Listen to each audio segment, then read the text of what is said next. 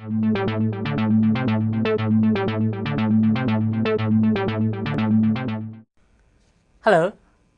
welcome to Module 11, Accounting for Internal Decision Making.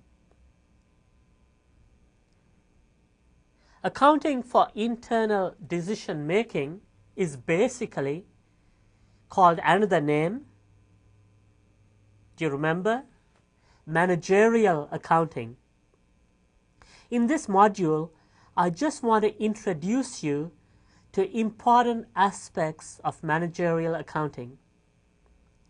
As I said to you right at the start, way back in Module 1, managerial accounting relates purely to internal decision making. Keyword, internal. Management accountants are only responsible to managers inside the firm and are not responsible to outsiders. Thus, they are not worried about the IRS or ensuring that all FASB regulations are complied with when preparing financial reports. So they don't worry about the IRS and they don't worry about FASB regulations. That's the headache of the financial accountant. So let's get back and what is managerial accounting? It's a branch of accounting that specializes in providing information useful for internal decision making. Let us spend some time looking at these examples of internal decision making. To illustrate, let's take a sales manager. Think of what a sales manager does. Think about that. What type of information would he or she be interested in from the management accountant? Well, the management accountant could help him or her in product pricing. This is important because the sales manager would have no idea how much it costs to make products. So the management accountant can give him or her an idea of the costs, and then based on the profit margin, they can determine a price. They could help the sales manager in sales budgets or sales forecasts. In case you didn't know it before, a budget is a forecast. So based on past historical trends, the management accountant could help the sales manager with their sales forecast. They could help them determine the profitability of each product line. How profitable is each line, so the sales manager knows which to push and promote or which to discontinue. Let's say they came up with a new product line and maybe it's using too much resources. The question is, should they discontinue the new product line after investing so much money? Who provides them with the information to make that crucial decision? The management accountant. Another area, should they enter a new market? That's very critical. What's the break-even sales needed to enter the market? Who could help? The management accountant. To do all these, there are management accounting techniques and tools that can be used. Let's look at another example. How about a production manager?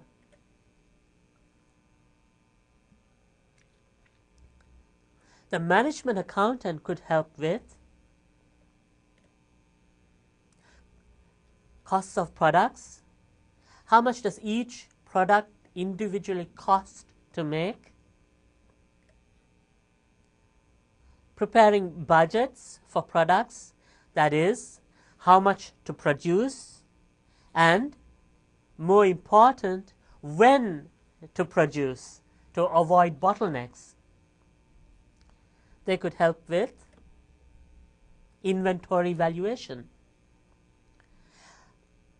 These are just examples, but let's go higher. What's the highest you could go in a company? The CEO.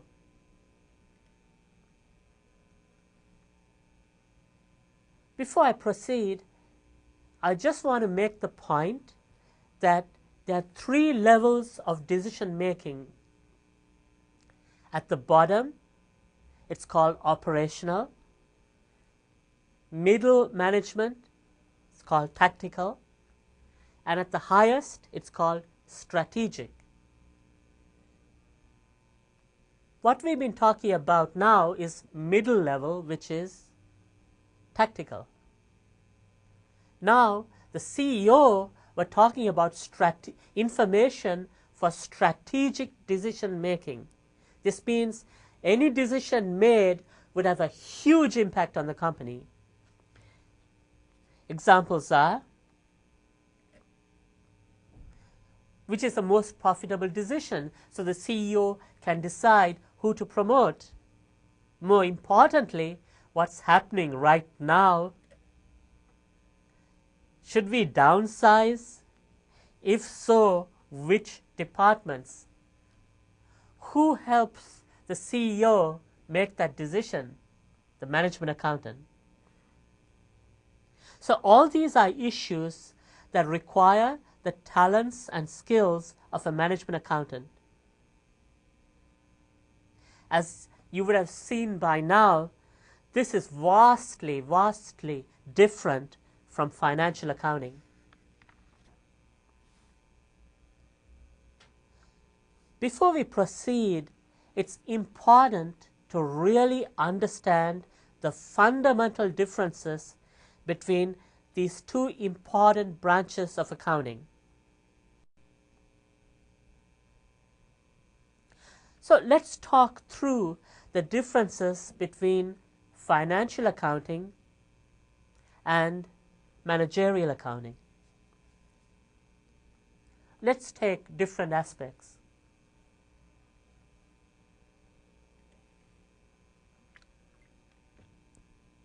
Information. The financial accountant uses past or historical information. If you remember, the income statement, balance sheet are historical. They're talking about events which have already happened. The management accountant, on the other hand, deals with future-oriented information. Forecasts, budgets, plans, they're all future. So one relates to past, the other relates to the future. Who uses it?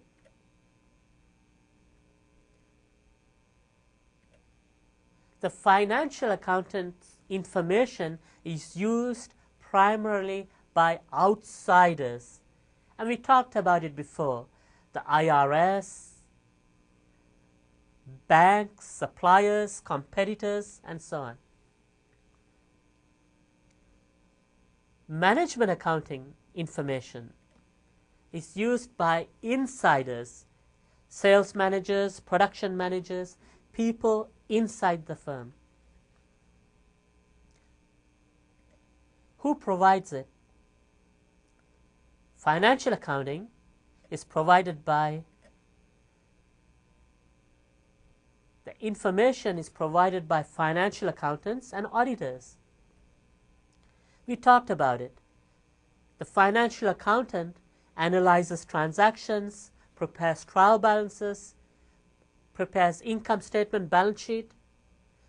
So everything financial is provided by the financial accountants, and supplemented by auditors.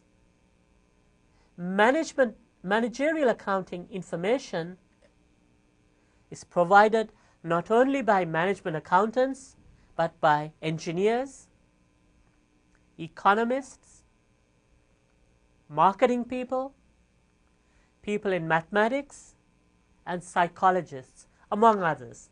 So you can see that managerial accounting throws its net far wider than financial accounting. What about record keeping?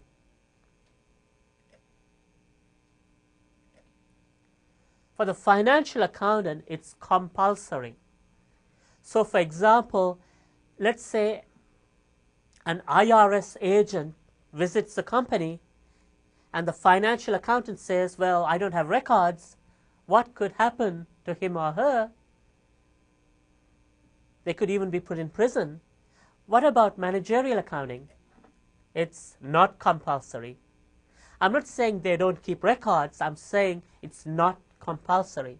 So if an IRS agent asks the managerial accountant for information, they could say, I don't have the records, and that's it.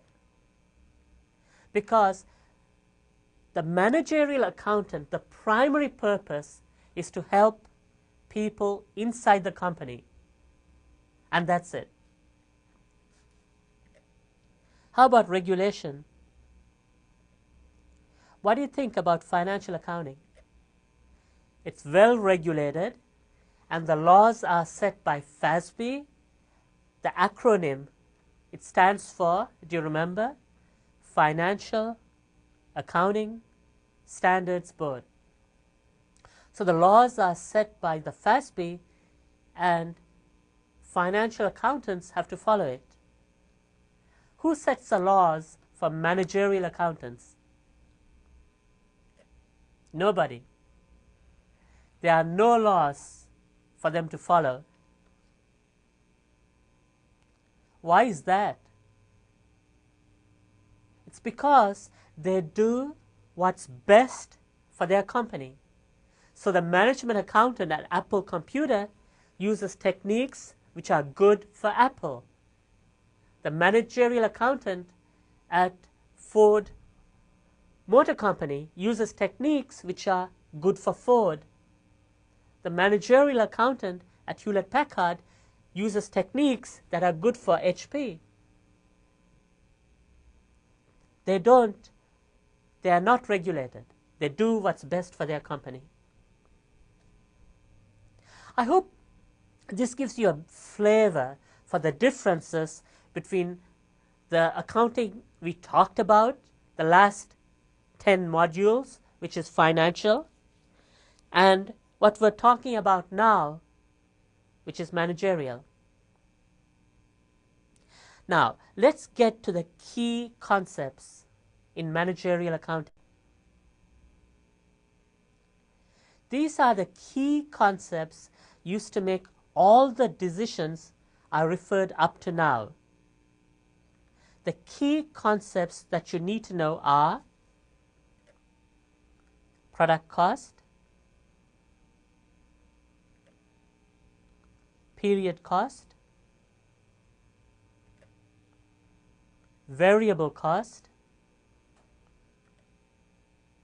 fixed cost, mixed cost. It's also called semi-variable cost. Two words, same meaning. Opportunity cost and sunk cost. I'm not saying this is all there is. I'm saying for this course, these are the concepts you need to know. Of course, there are others, but these are the key or the building blocks on which most of what we're going to talk about is built. So, let's start with the first one, product cost. What are product costs? There's a very simple definition. all costs associated with making a product in a factory are product costs.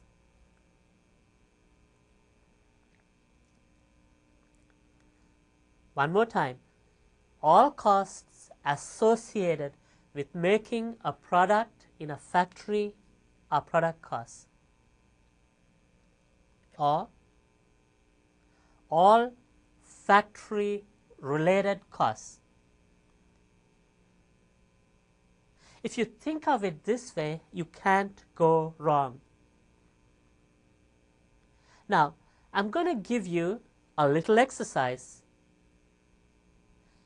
Here are some key costs. All I want you to do is to tell me if they are product costs or not.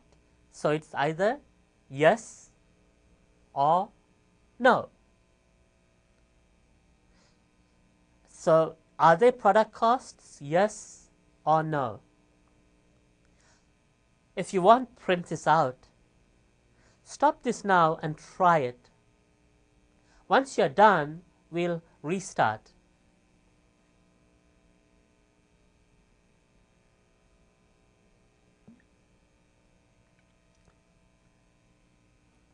Are you done? Okay. What did you say for the first one? What are these? Start with the first one. Did you say yes? If so, the answer is correct. Fabric is raw material. Raw materials are used in a factory.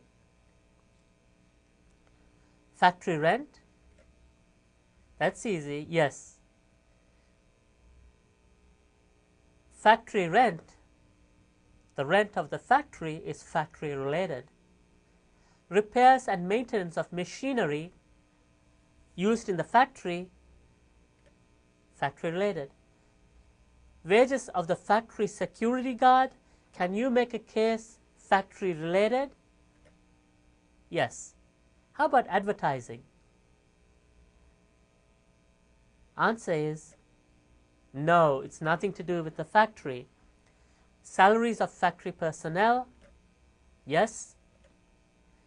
Salary of showroom manager? No, because showroom has finished products.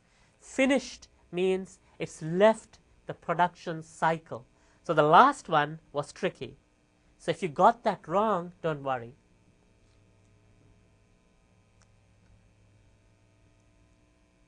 Now, here it gets a little more complicated. Product costs are broken into two categories. They are direct costs and indirect costs. It's very important for you to know the definitions. Direct costs are all costs directly related to the finished product. Indirect costs are common costs.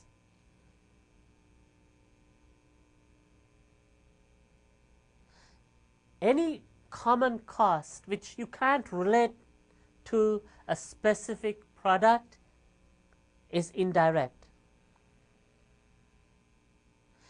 Indirect or common costs are also called a more popular term.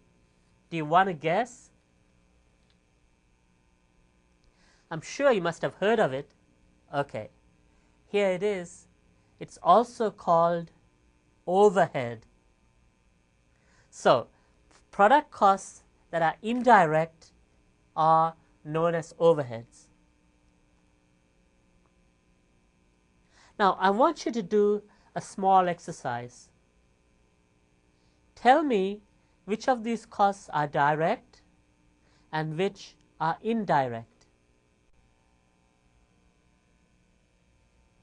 Take your time print this out and do this exercise, you just have to tell me direct or indirect. Stop this recording now, and when you're done, we'll restart.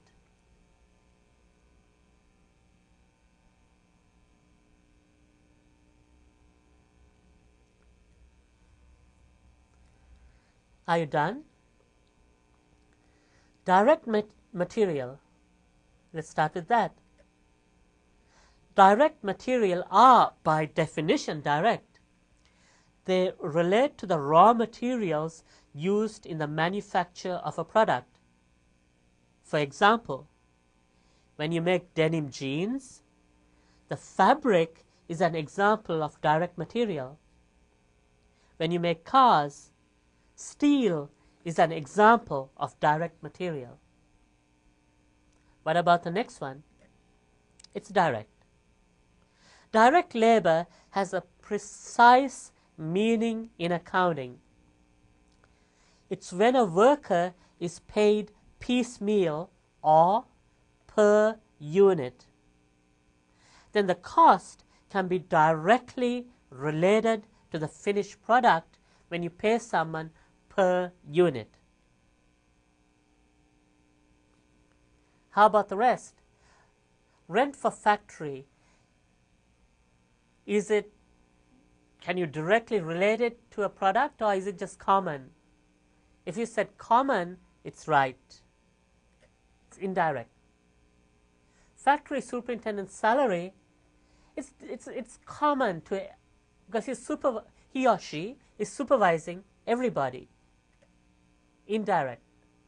Utilities, you really can't, or you can with great difficulty relate it to a product, but it's really not feasible, so it's treated as indirect. Now, I'll give you some inside information. Subject to direct material and direct labor, all other costs cannot be directly related to one product, or even if it can, it's only with great difficulty. When a company makes a number of products subject to direct material and direct labor, it's difficult to trace one cost to the final product. So, all other costs subject to direct material and direct labor, all other costs are treated as indirect or overhead. So to recap, indirect costs are also called common costs or overhead. And virtually all costs subject to direct material and direct labor are treated as overhead.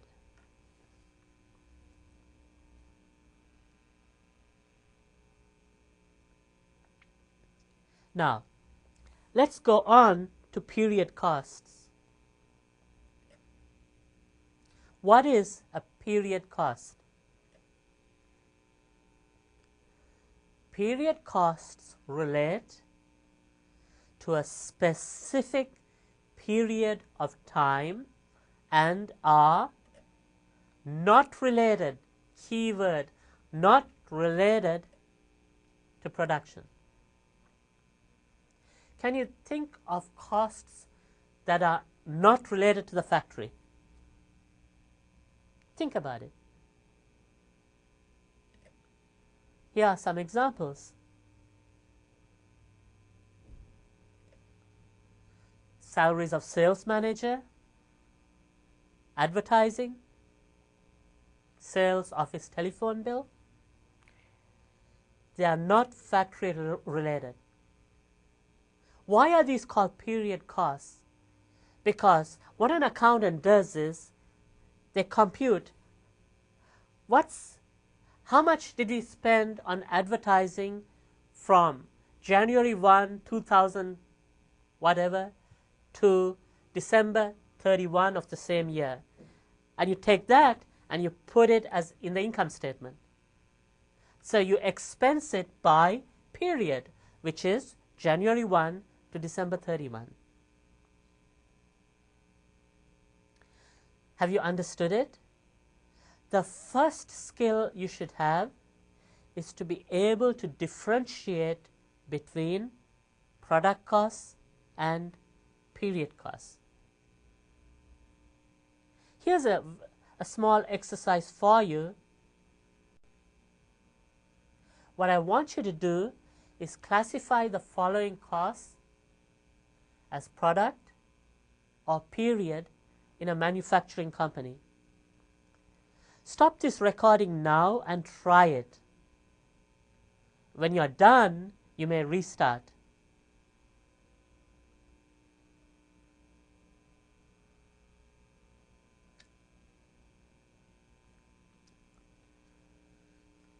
Okay, are you done?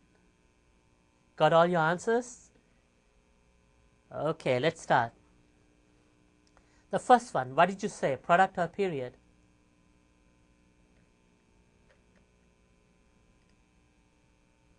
If you said period, you got it dead on. A salesperson has nothing to do with the factory. The second one, product, it's factory related. The third one,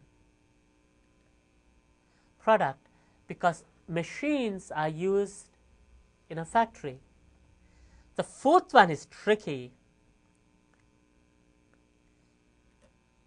If you said period, you got it perfect.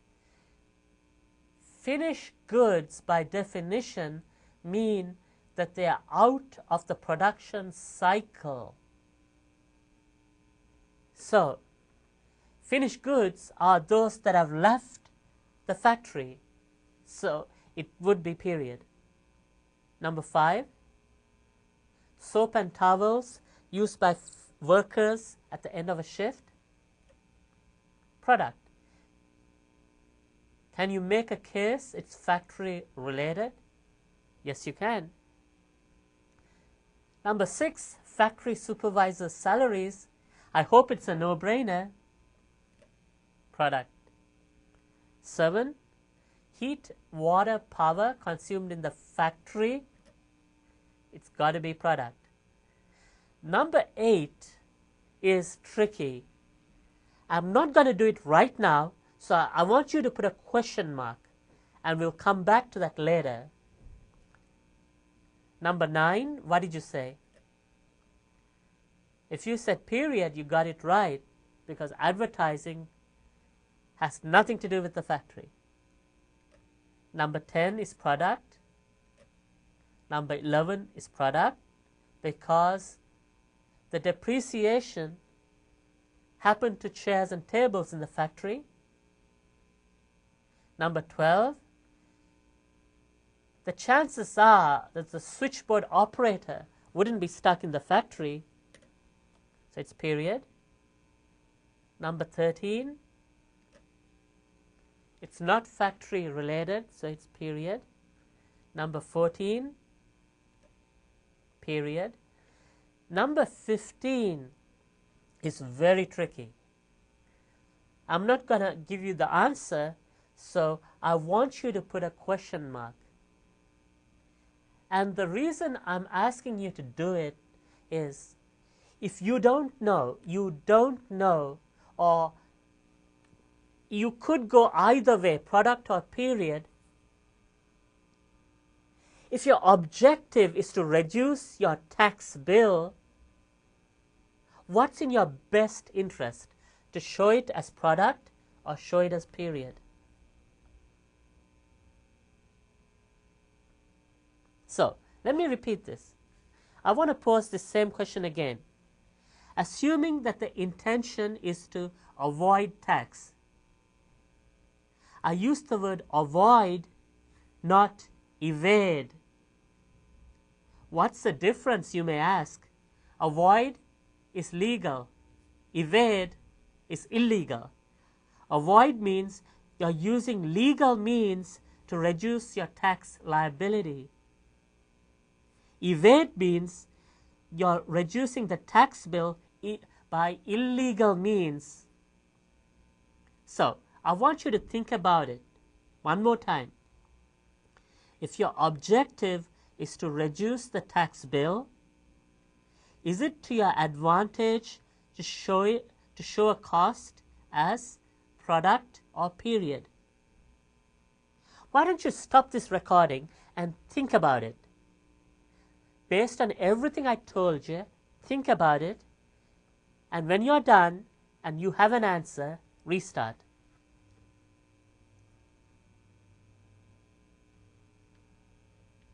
Have you thought about it? Well, guess what? I'm not giving you the answer. I want you to see it for yourselves. So let's do some exercises which should demonstrate the answer for you. So here's a problem. What I would like you to do is to print this problem out. It's about Jerry Bigelow, who starts a company. And if you look in front of you, you got the factory costs, the direct material, direct labor, and the overhead, and the non-factory, that's the period costs, the selling and administrative. Jerry makes 5,000 of a hypothetical product, which I called a widget. So don't get confused. There's no such thing as a widget. I created it. And he sells these widgets at $12 a unit. Here's the question. This is what's required of you. Compute the net income if Jerry's business had sold 1,000 widgets. B. What would the net income have been if Jerry had sold 2,000 widgets and 3,000 widgets? And finally, if the accountant had erroneously categorized 3,000 of factory overhead as a period cost. So the accountant has put by error product cost as period cost. How would it influence the profit? So if you made a mistake and showed product cost as period cost, how would it influence net income? Would it increase? Would it decrease? Or would there be no change? Print this out and have a crack at it. Don't worry if you get it wrong. Once you're done and you think you got the answers, we'll restart.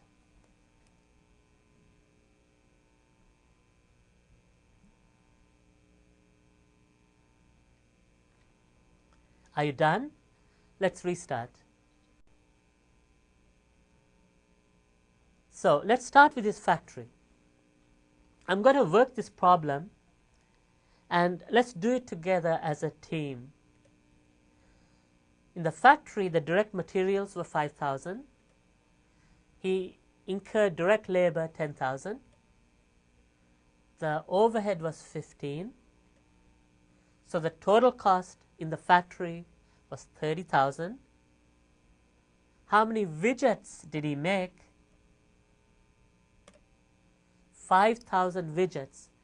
So what's the cost of making one widget? What's the unit cost of a widget if you divide it? $6 per unit. Okay.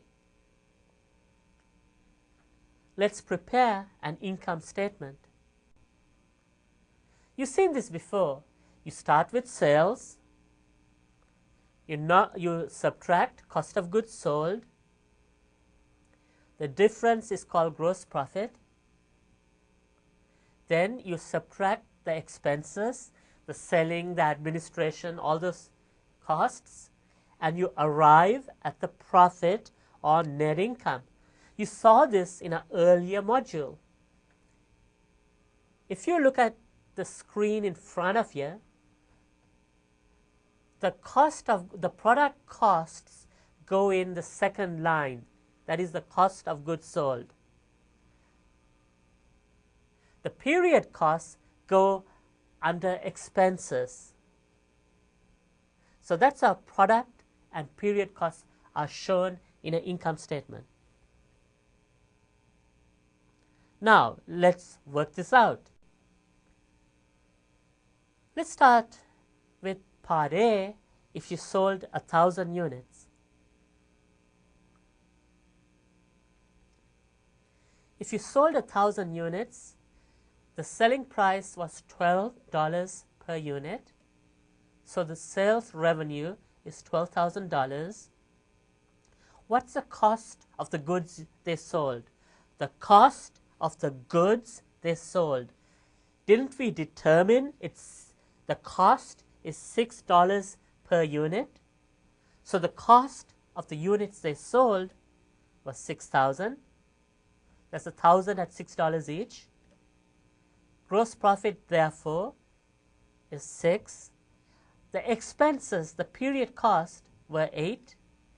So they made a loss of 2,000. At 2,000 units, this is part B, sales would have been 24. The cost of the goods they sold, 2,000 units at $6, 12,000. So the gross profit would be 12. The period costs 8. So the profit is 4,000. At 3,000, the sales revenue is 36. The cost of the goods sold, 3,000 at 6, 18. Therefore, the gross profit is 18. The expenses are 8, so the profit is 10. So, an important lesson: product costs are expensed based on units sold. The more you sell, the more you expense. Period costs are expensed by period. Nothing to do with how much you sold. Now, let's do part C. Do you remember what part C was all about? In part C, they made an error. 3,000 of overhead, that's product cost, was accidentally shown as period cost, selling and administration. So 3,000 of factory overhead went into selling and administration. So the factory overhead was shown as 3,000 less, and the selling and administration was shown as 3,000 more. Question: how would it impact profit?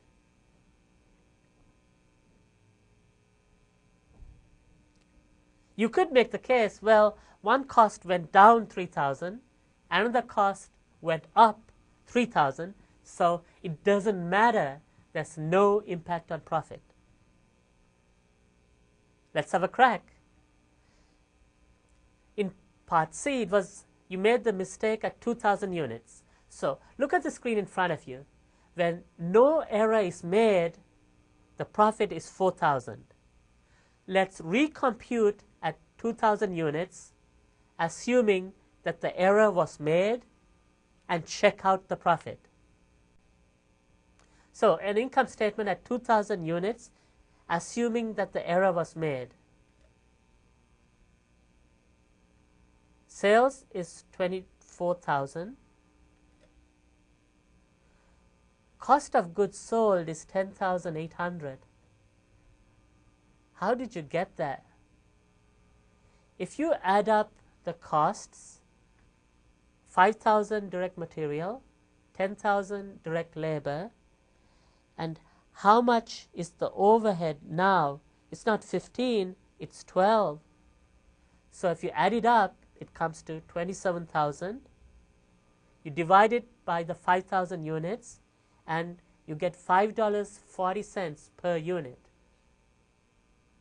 So you think it costs you $5.40 per unit. So times it by 2, you get 10,800.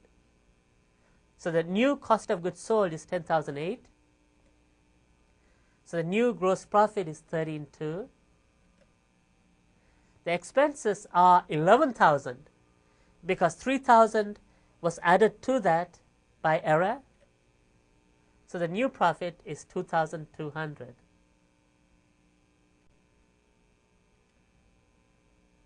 So the profit with the error 2,200, without the error 4,000. What was the error you made? You showed product cost as period cost. Now, here's an important practical lesson to know.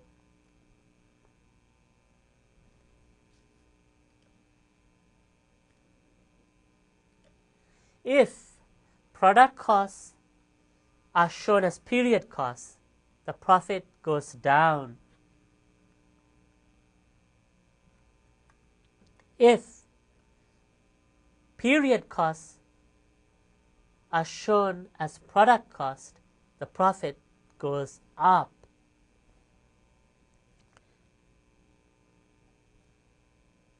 So, in case of a gray area, a cost, you can make a case either way. If you're not sure, and if the objective is to reduce the tax bill, and you could make a case either way, you show as period cost. If the objective is window dressing, and you want to look good, and you have a cost which could go either way, show as product cost. Now, let's go back to our example. Number 8, what would you do? You could make a case it could go either way. So it depends on your objective. If your objective is to reduce your tax bill, you show as period. Number 15, what would you do? If your objective is to reduce the tax bill, show as period, because you could make a case that it could go either way. The knowledge of product cost and period costs help in product costing, preparing financial statements, and inventory valuation. For the purpose of forecasting, we use 2 other concepts. They are variable cost and fixed cost.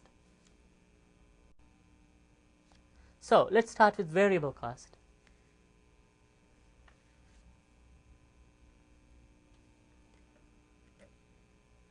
The definition is where the total cost changes with an activity level. Example, let's say we're making tables, and let's say the lumber which goes into one table costs $20. We're making tables. The lumber which goes into a table costs $20. So, if you make 10 tables, the total cost is $200. If you make 20 tables, 20 each, so the total cost is $400. If you made 30 tables, 20 each, the total cost $600. So when we're making tables, the cost of lumber goes up in direct proportion to the number of tables made. So lumber, by definition, is a variable cost. If we show as a graph, what would it look like? Why don't you try? Have the dollar on the vertical and units horizontal, and tell me what this graph would look like. If you want, stop this recording, draw the graph, and restart.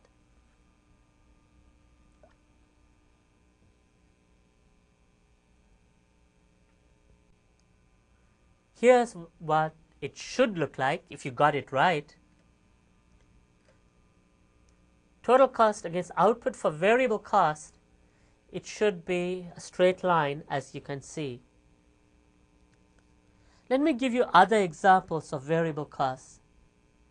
If the activity is manufacturing, raw materials would be an example of variable cost because it would vary directly with production. Direct labor would be an example of variable cost because it would vary directly with production. If the activity was sales, a variable cost would be commissions because commissions are paid as a proportion of sales. If the activity was distribution, gas would be an example of variable cost because it would vary directly with miles traveled. Okay, are we comfortable with variable costs? If so, let's go to the next one. Fixed costs. The definition of a fixed cost is where the total cost remains constant over a relevant range.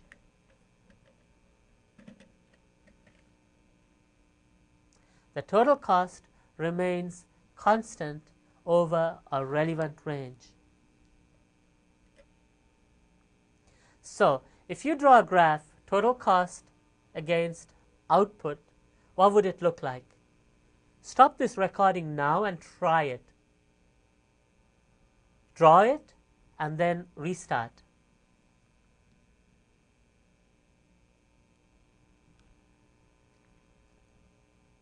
Did you get it?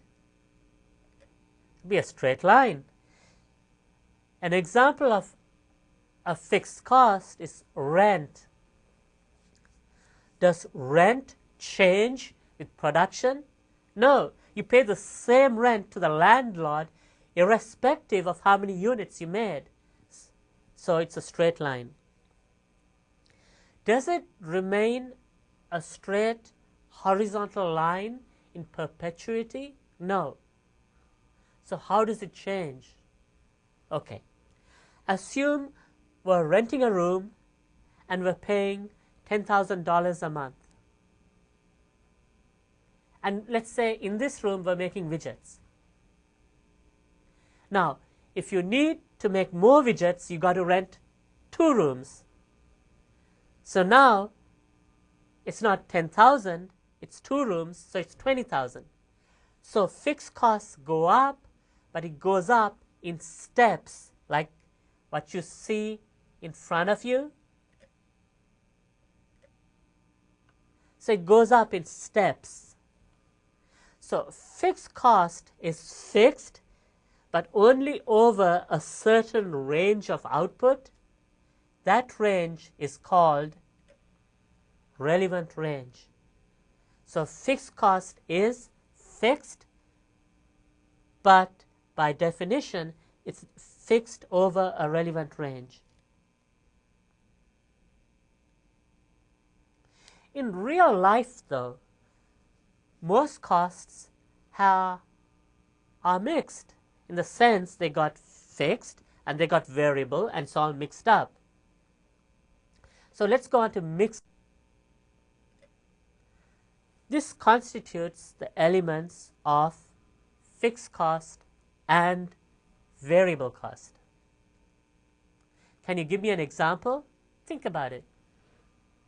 Stop this recording and think about it,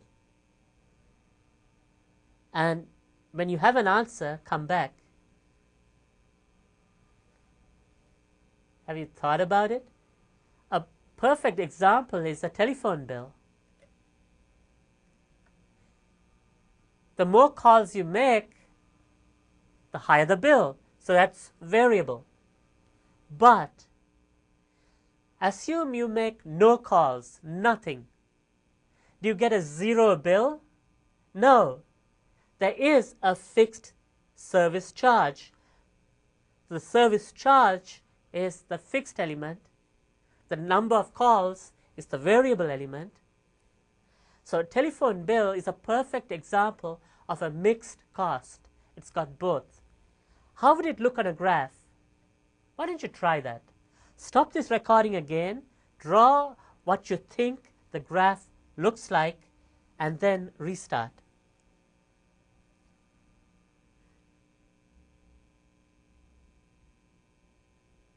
Are you done? Here's what it should look like.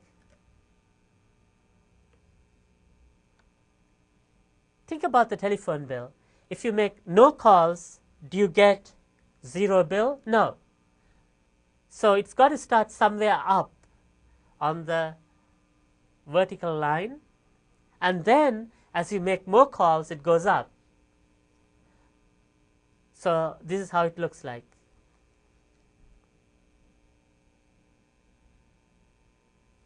Let's get on to some other costs. Sunk cost. A sunk cost, by definition, is a past or historical cost. Here's something to remember. It's ignored for decision making.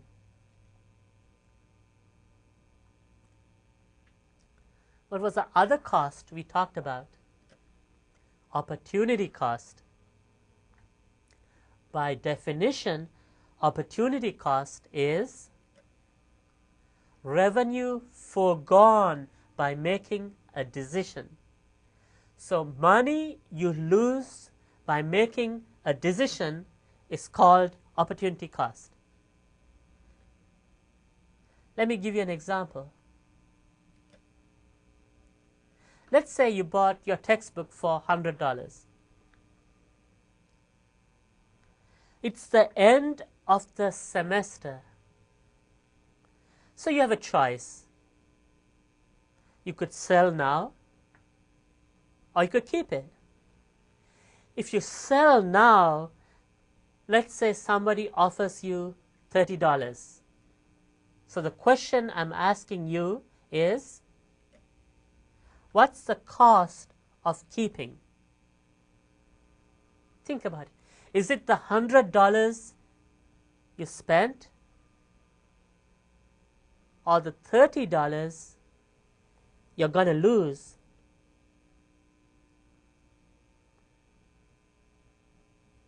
What did you say? By keeping, you lost $30. This is the opportunity cost of deciding to keep the book. The $100 you spent way back is gone. So it's a sunk cost. Okay, I hope you got the difference between the two types of cost, and I hope that you have the skill. When you look at a cost, you should be able to say, is it fixed, is it variable, or is it mixed? Why is this important? Because you need to know it for forecasting. Look at this example.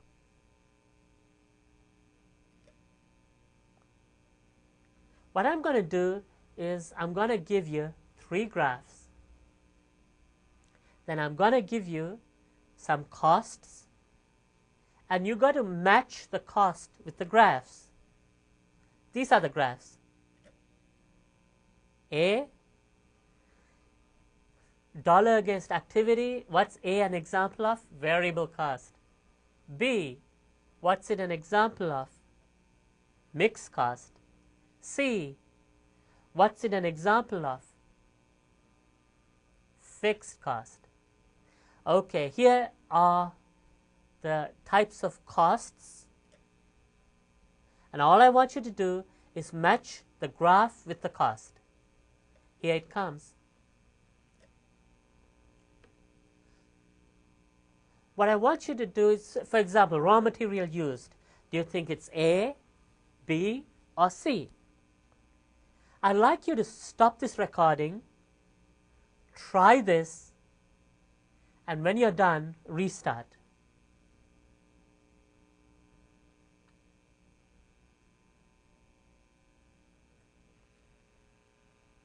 Are you done?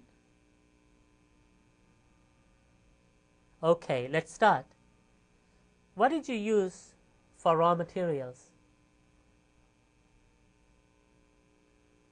Raw materials should vary directly with manufacturing. So it's a variable cost, so the answer should be A.